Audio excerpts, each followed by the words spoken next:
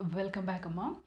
ఈరోజు మన టాపిక్ ఒక అర్రే ఎలిమెంట్స్ని ఇంకొక అర్రేలోకి ఎలా కాపీ చేయాలా అనేది చూద్దాం. అంటే ఇప్పుడు చూడండి, మీ దగ్గర ఏ అనే ఒక వేరియబుల్ ఉంది.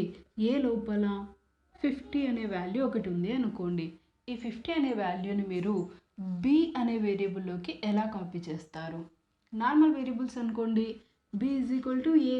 ఏలో ఉన్న వాల్యూ వచ్చి ఎక్కడ స్టోర్ అవుతుంది? బి లోపల స్టోర్ అయిపోతుంది. ఇది మనకి తెలుసు. అక్కడ ఒకే ఒక వాల్యూ ఉంటుంది కాబట్టి డైరెక్ట్గా కాపీ చేసేయచ్చు. అయితే ఎప్పుడైతే మీరు అర్రే తీసుకుంటారో అక్కడ నెంబర్ ఆఫ్ ఎలిమెంట్స్ ఉంటాయి.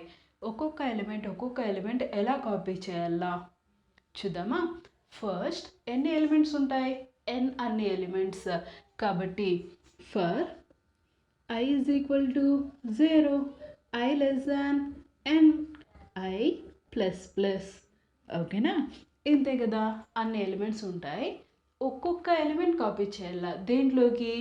ఏ ఆఫ్ జీరోని బి ఆఫ్ జీరోలోకి, ఏ ఆఫ్ వన్ని బి ఆఫ్ వన్లోకి. ఆ 0, 1ని మనం ఐతో డినోట్ చేస్తాం. కాబట్టి B of I is equal to A of I. ఇప్పుడు ఒక్కొక్క ఎలిమెంట్ బిలోకి కాపీ అవుతా వస్తుంది. అంతే. ఒకసారి చూడండి. First I value starts from మనం ఎక్కడి నుంచి తీసుకున్నాం? 0.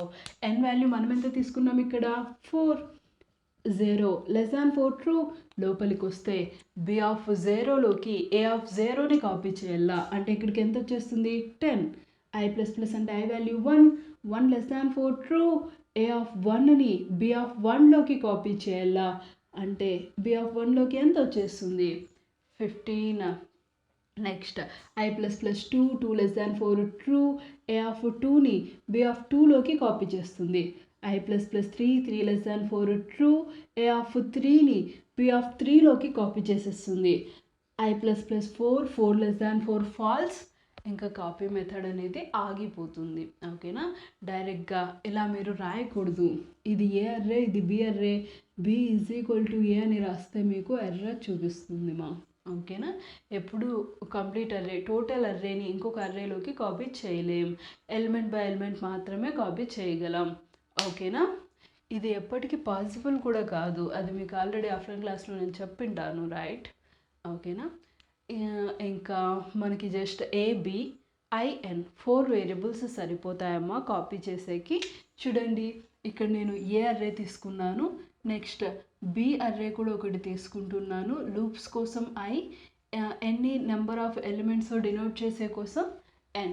ఫస్ట్ n వాల్యూని ఎంటర్ చేసుకున్నా, తర్వాత ఏలోకి ఎలిమెంట్స్ని ఎంటర్ చేసుకున్నా, ఆ తర్వాత ఏని ఒకసారి ప్రింట్ చేసుకున్నా. ఇది ఆప్షనల్, బట్ నేనే ప్రింట్ చేసుకున్నా. ఏకి ఇన్పుట్ ఇచ్చాను, ఏని అవుట్పుట్ కూడా చూపించుకున్నాను. ఇప్పుడు నాకు కాపీ అనేది జరగాల. కాపీ కోసం మనం చిన్న లాజికే కదమ్మా. ఎలా రాస్తాం? For i is equal to 0, i less than n, i plus plus b of I is equal to A of i. ఒక్కొక్క ఎలిమెంట్ కాపీ అయిపోయి ఉంటుంది. ఫైనల్గా రిజల్టెంట్ అర్రే అంటే బి అర్రేని ప్రింట్ చేసుకుంటే సరిపోతుంది. ఎలా రాస్తారు? printf \n copied array is equal to \t. దేంట్లో కాపీ అయి ఉంటుంది మనకి? బిలోకి. For i is equal to 0, i less than n.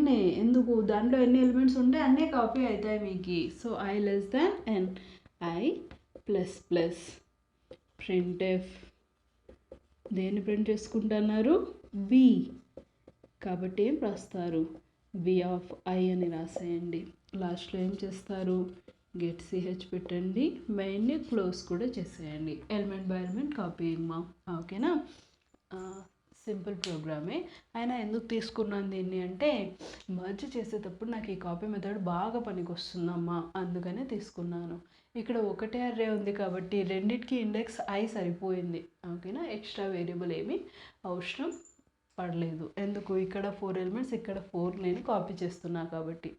Next ఇది బేస్ ఫర్ మర్జ్ చేసేటప్పుడు మళ్ళీ పనికి వస్తుంది, గుర్తుపెట్టుకోండి. ఓకేనా? సరే, నెక్స్ట్ మర్జింగ్ 2 అర్రేస్ అనేది చూద్దామమ్మా. బాయ్ మా. Thank you.